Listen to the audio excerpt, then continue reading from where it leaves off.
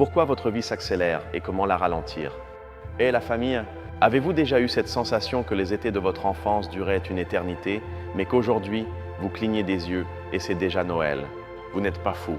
C'est réel. Et aujourd'hui, nous allons faire plus que gratter la surface. Nous allons entreprendre un voyage, une plongée à travers 5 niveaux de connaissances pour comprendre pourquoi le temps semble s'accélérer à mesure que nous vieillissons. Je vous promets qu'à la fin de cette vidéo, votre façon de voir chaque seconde de votre vie aura changé pour toujours. Prêt pour le premier niveau? Niveau 1, la surface que tout le monde connaît. Allez, commençons par l'explication que vous avez sûrement entendue lors d'un dîner de famille. C'est l'idée de la proportion.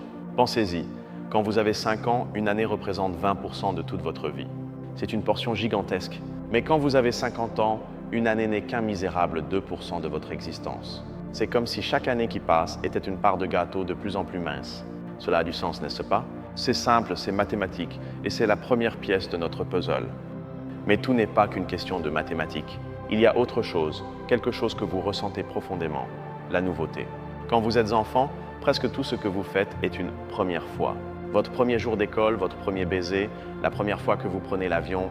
Votre cerveau est en mode enregistrement haute définition, capturant chaque détail. En tant qu'adulte, combien de premières fois avez-vous en une semaine? La plupart des jours sont une copie du précédent. Vous conduisez sur la même route, travaillez sur les mêmes tâches, regardez les mêmes séries. Votre cerveau, pour économiser de l'énergie, passe en pilote automatique et compresse tout ce temps répétitif en un souvenir flou et bref. C'est pourquoi une semaine de travail peut sembler n'être qu'un souffle, tandis qu'un week-end de voyage paraît long et riche. Et bien sûr, nous devons nous demander pourquoi notre cerveau se donne-t-il la peine de mesurer le temps? Pour le comprendre, nous devons remonter très loin en arrière. Imaginez nos ancêtres dans la savane. Leur survie ne dépendait pas d'une horloge, mais d'un calendrier interne. Ils devaient savoir quand les animaux migreraient, quand les fruits mûriraient, quand l'hiver arriverait. Leur cerveau a développé un sens du rythme, une horloge biologique fondamentale pour anticiper et survivre. Cette horloge évolutive est l'ancêtre de la perception complexe du temps que nous avons aujourd'hui. Enfin, à ce niveau superficiel, il y a notre propre corps. Nous avons tous une horloge maîtresse dans le cerveau qui régule quand nous avons sommeil, quand nous avons faim. Ce sont les fameux rythmes circadiens. C'est le tic-tac biologique qui nous maintient synchronisés avec le jour et la nuit. Mais voici la question qui change tout. Si nous avons tous cette horloge biologique plus ou moins constante, pourquoi notre sensation psychologique du temps, ce sentiment qu'il vole, est-elle si sauvagement différente pour chacun et change-t-elle autant tout au long de notre vie? D'accord, récapitulons ce premier niveau. Nous avons l'idée de la proportion mathématique, le pouvoir de la nouveauté, l'origine évolutive de notre horloge interne et le tic-tac de notre corps. C'est l'explication standard, celle que vous trouveriez dans un article rapide sur Internet. C'est la pointe de l'iceberg que tout le monde voit et connaît. Mais si c'est ce que nous voyons en surface, quels sont les moteurs secrets qui le meuvent en dessous? Il est temps de plonger. Bienvenue au niveau 2. Niveau 2, les mécanismes cachés. Vous vous souvenez que nous avons parlé de la nouveauté et des premières fois? Eh bien, ce n'est pas juste une jolie idée. C'est un processus physique dans votre cerveau. Lorsque vous vivez une nouvelle expérience, votre hippocampe, qui est comme le directeur de la bibliothèque de votre mémoire, doit travailler à plein régime. Il doit créer de nouvelles connexions, cataloguer une multitude de détails sensoriels. C'est un travail intense qui consomme des ressources. Et cette densité d'informations enregistrées fait que, lorsque vous vous en souvenez, cette période de temps semble plus longue et plus substantielle. Ce n'est pas qu'elle semblait plus longue, c'est que votre cerveau a littéralement construit un souvenir plus grand et plus riche pour ce moment. Parlons maintenant d'une règle invisible qui régit le temps dans tout le règne animal, le rythme métabolique. C'est très simple, plus le métabolisme d'un être vivant est rapide, plus il perçoit le monde lentement. Avez-vous déjà essayé d'écraser une mouche? Il semble qu'elle voit votre main arriver au ralenti, n'est-ce pas? C'est parce que son métabolisme est incroyablement rapide, son horloge interne tourne à toute vitesse, et pour elle, notre monde se déplace au rythme d'une tortue. Nous, avec notre métabolisme plus lent, sommes au milieu. Cela nous apprend que notre perception du temps n'est pas universelle, c'est une conséquence directe de notre biologie. Ici entre en jeu une erreur de fabrication fascinante de notre cerveau appelée le biais de Piquefin. Imaginez que votre cerveau est un critique de cinéma très paresseux. Pour juger un film de 2 heures, il ne regarde pas le film en entier. Il ne se souvient que de la scène la plus excitante, le pic, et de la façon dont elle s'est terminée, la fin. Et il fonde toute son opinion sur ces 2 moments. Eh bien, il se passe la même chose avec vos souvenirs. Des vacances de 2 semaines ont pu avoir de nombreux moments ennuyeux. Mais si vous avez eu une journée incroyablement amusante au milieu et un dernier jour fantastique, votre mémoire éditera le souvenir et vous dira « ce furent des vacances géniales et courtes ». Ce biais comprime activement les moments ennuyeux de votre vie, accélérant votre perception du passé. Maintenant, une petite histoire. Pendant des millénaires, le temps humain était fluide. C'était le temps du soleil, des marées, des saisons. Mais ensuite, au Moyen Âge, une invention qui a tout changé est apparue, l'horloge mécanique. Soudain, la journée ne se divisait plus en matin et soir, mais en 24 heures exactes, 1440 minutes, 86 400 secondes. Nous avons imposé une grille artificielle et tyrannique sur la réalité. Cette invention a créé une nouvelle anxiété, celle de perdre son temps, celle de manquer de temps. Ce n'est pas une sensation naturelle, c'est une pression culturelle que nous avons héritée et qui nous fait sentir que le temps nous échappe constamment. Et pourquoi notre cerveau automatise-t-il autant notre vie d'adulte, comme nous l'avons mentionné au début? Parce qu'au fond, il essaie de résoudre un problème fondamental, économiser de l'énergie. Votre cerveau est l'organe qui consomme le plus d'énergie et il est incroyablement efficace. Apprendre à conduire demande une attention brutale, mais après 1000 fois, vous le faites sans y penser. Votre cerveau crée un raccourci neuronal pour cette tâche. C'est un mécanisme de survie génial. Mais il a un effet secondaire brutal sur notre perception du temps. Tout ce temps que vous passez en pilote automatique est à peine enregistré dans la mémoire. Il devient du temps fantôme. Il disparaît. Et plus vous prenez de l'âge, plus vous avez de routine et plus vous accumulez de temps fantôme. Et voici la pièce qui relie tout et qui change la perspective. Parlons de la dopamine. Ce n'est pas seulement la molécule du plaisir. Les neuroscientifiques découvrent que la dopamine est cruciale pour notre chronomètre interne. Pensez-y comme l'huile qui lubrifie l'horloge de votre cerveau. Quand vous êtes jeune, votre système dopaminergique est vibrant et actif et on pense que cela fait que votre horloge interne tic-tac plus vite. Si votre horloge interne va vite, le monde extérieur semble bouger plus lentement. Mais à mesure que nous vieillissons, les niveaux et l'efficacité de la dopamine diminuent naturellement. Votre horloge interne ralentit. Et que se passe-t-il lorsque votre horloge ralentit? Le monde extérieur semble aller à toute vitesse. Cela donne une explication chimique et neurologique à la raison pour laquelle la vie s'accélère. Donc, à ce deuxième niveau, nous avons vu que ce n'est pas si simple. Ce sont les engrenages de la mémoire, le rythme de notre métabolisme, les raccourcis de notre cerveau et la chimie de la dopamine. Et comprendre ces mécanismes cachés est incroyablement puissant. Car si vous savez comment le moteur fonctionne, vous pouvez commencer à penser à comment le conduire vous-même, au lieu d'être simplement un passager. Mais si vous pensiez que tout était déjà clair, préparez-vous, car c'est là que l'histoire devient un véritable chaos. Il est temps de descendre au niveau 3. Niveau 3, le chaos de la réalité, débat et complexité. Le premier grand débat dans ce domaine est « qu'est-ce qui est le plus important ?» L'explication mathématique simple que nous avons vue au début, celle de la proportion, ou les explications neurologiques complexes sur la dopamine et la mémoire. Un camp dit « ne nous compliquons pas la vie, c'est de la pure psychologie et perception ». L'autre camp répond « non, c'est de la biologie pure et dure, tout est dans les neurotransmetteurs ». La vérité, comme presque toujours, est que les deux ont probablement raison et s'influencent mutuellement dans un désordre énorme que les scientifiques tentent encore de démêler. Maintenant, laissez-moi vous confier un secret. Il y a un mythe que les gens adorent croire, que nous n'utilisons que 10% de notre cerveau. C'est totalement faux. Nous utilisons 100%, mais à des moments différents. Et pourquoi cette idée nous fascine-t-elle autant? Parce qu'elle nous donne de l'espoir. Nous pensons, si je pouvais débloquer les 90% restants, je pourrais faire des choses incroyables, comme ralentir le temps. C'est un fantasme de contrôle, mais la vérité est plus simple et en même temps plus difficile. Il ne s'agit pas de débloquer plus de cerveau, mais d'utiliser celui que vous avez déjà d'une manière plus consciente, en prêtant attention au présent. Et cela, mon ami, ne demande pas de super pouvoir, juste de la pratique. Préparez-vous à la paradoxe des vacances, car elle va vous briser la tête. Pensez à votre dernier grand voyage. Pendant que vous y étiez, chaque jour semblait interminable, rempli de nouvelles expériences, n'est-ce pas? Mais maintenant, quand vous vous en souvenez, ne sentez-vous pas que tout le voyage est passé en un clin d'œil? C'est une contradiction brutale. Le vous qui vit l'expérience sans que le temps s'étend. Le vous qui se souvient de l'expérience sans que le temps se contracte. Qui des deux a raison? Quel est le temps réel? Ce paradoxe nous démontre que nous n'avons pas une seule perception du temps, mais au moins deux, et elles sont souvent en conflit direct. Et maintenant, un point de vue un peu inconfortable. Nous vivons dans la culture de la productivité. Application de gestion du temps, technique pour optimiser chaque minute, la glorification d'être toujours occupé. Mais arrêtons-nous un instant et demandons-nous, est-ce vraiment juste? Cette obsession de presser chaque seconde nous fait-elle vivre davantage ou nous rend-elle simplement plus anxieux et pressés?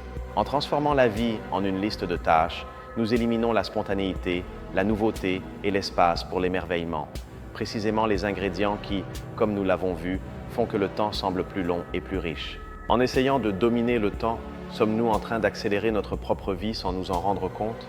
Parlons de l'ennui. Il n'y a pas si longtemps, l'ennui était considéré comme quelque chose de normal, voire précieux. C'était l'espace vide où naissait la créativité, l'introspection. Aujourd'hui, l'ennui est l'ennemi public numéro 1. Au premier instant d'attente dans une file, nous sortons notre portable. Nous avons déclaré la guerre au temps vide. Comment cela a-t-il changé notre cerveau? Certains scientifiques pensent que cette surestimulation constante atrophie notre patience neuronale, notre capacité à simplement être, faisant que les moments de calme semblent insupportablement lents et les moments d'activité fugaces. En fin de compte, tout ce sujet nous relie à la condition humaine la plus profonde. Nous sommes, à notre connaissance, les seuls animaux sur cette planète à être pleinement conscients que leur temps est fini. Nous comprenons le concept de la mort, et cette conscience génère une anxiété fondamentale. Notre désespoir de comprendre pourquoi le temps s'accélère, de le ralentir, de l'utiliser au mieux, n'est pas seulement une curiosité scientifique, c'est une façon de négocier avec notre propre mortalité. Comme vous le voyez, le niveau 3 est un désordre. La réalité du temps n'est pas une ligne droite et ordonnée. C'est un champ de bataille de théories concurrentes, de paradoxes qui nous déroutent, de mythes qui nous réconfortent et de questions inconfortables sur la façon dont nous avons choisi de vivre dans le monde moderne. Il n'y a pas de réponse facile ici. Très bien, vous avez survécu au chaos. Vous avez vu que ce qui semble simple est incroyablement complexe. Il est maintenant temps de voir les détails qui séparent les curieux des vrais connaisseurs. Bienvenue au niveau 4. Niveau 4, connaissance d'experts, les secrets de niche. Voici une information que vous ne trouverez pas partout. Saviez-vous que votre température corporelle influence votre perception du temps? Des recherches très spécifiques ont montré qu'une légère augmentation de votre température corporelle centrale, comme lorsque vous avez un peu de fièvre, peut accélérer votre horloge interne et par conséquent, vous faire percevoir le temps s'écoulant plus lentement. C'est une connexion physiologique subtile mais réelle entre notre thermostat interne et notre chronomètre mental. Maintenant, un concept qui semble magique, la chronostase. C'est cette illusion qui se produit lorsque vous regardez rapidement l'aiguille des secondes d'une horloge et qu'elle semble rester figée un instant. Que se passe-t-il? Voici l'analogie. Imaginez que votre cerveau est un éditeur vidéo. Lorsque vous déplacez vos yeux très rapidement d'un point à l'autre, la caméra, vos yeux, bouge et l'image est un flou inutile. Votre cerveau déteste les images floues. Alors, intelligemment, ce qu'il fait, c'est enregistrer la première image nette qu'il voit après le mouvement, puis, dans la salle de montage de votre esprit, il colle cette image statique en arrière dans le temps pour combler le vide du mouvement flou.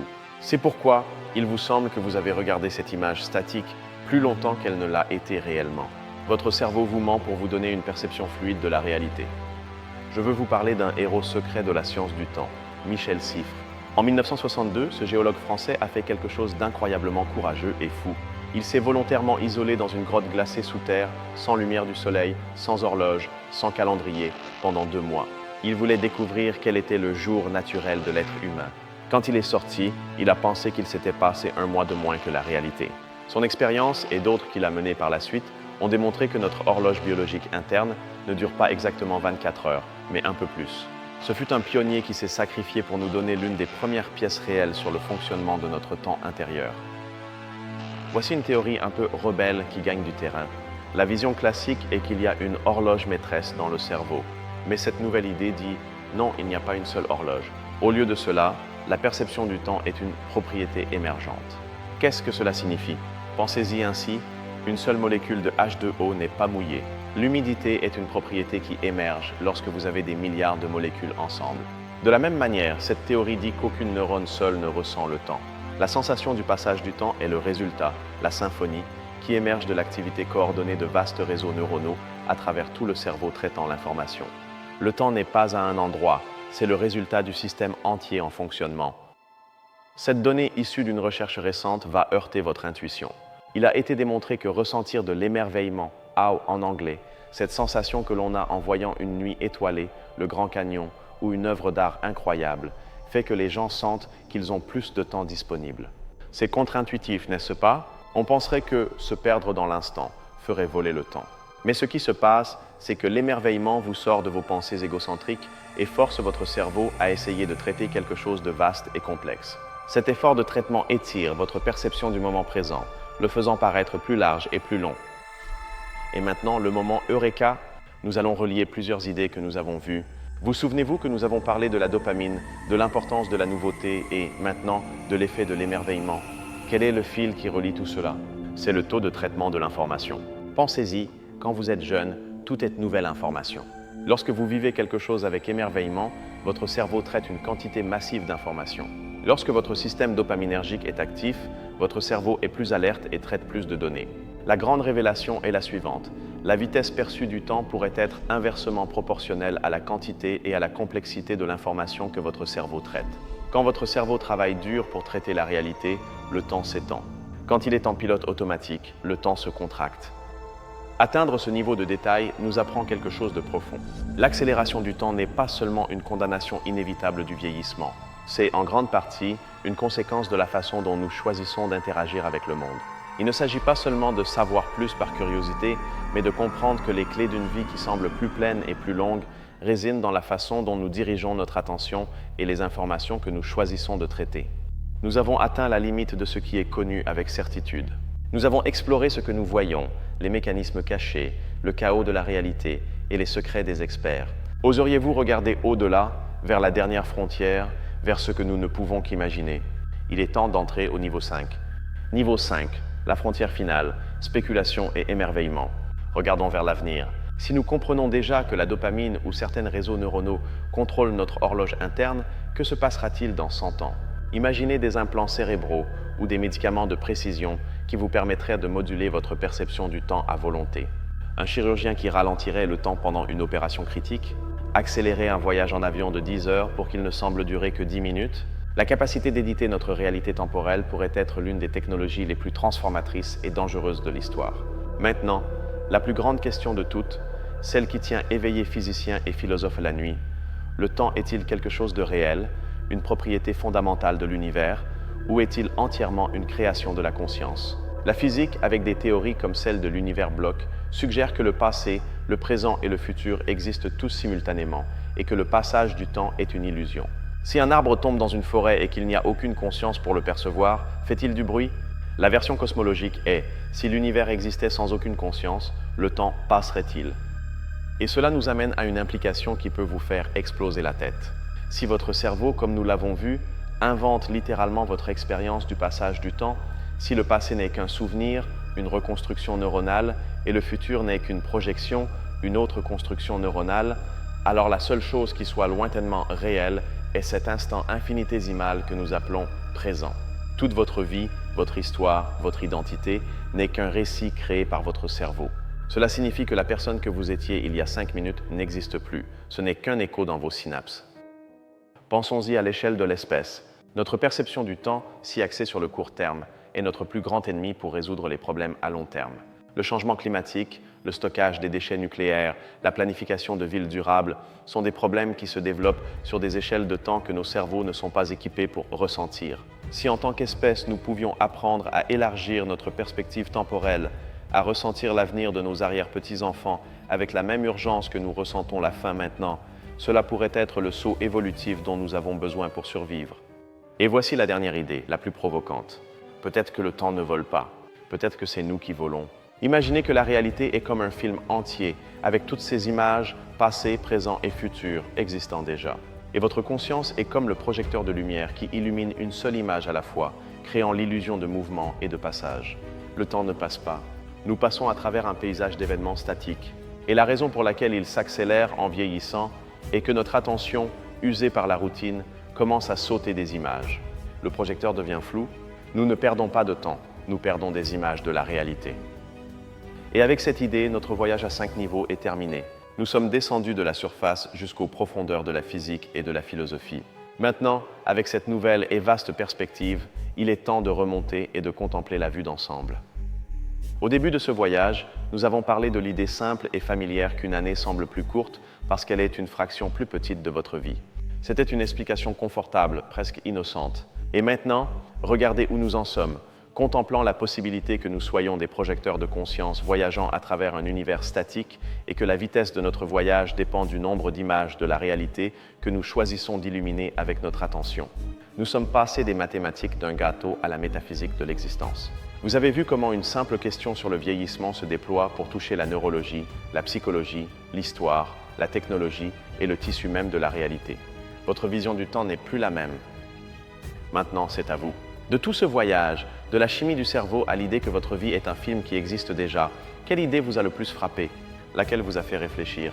Je veux que vous me le disiez, vraiment.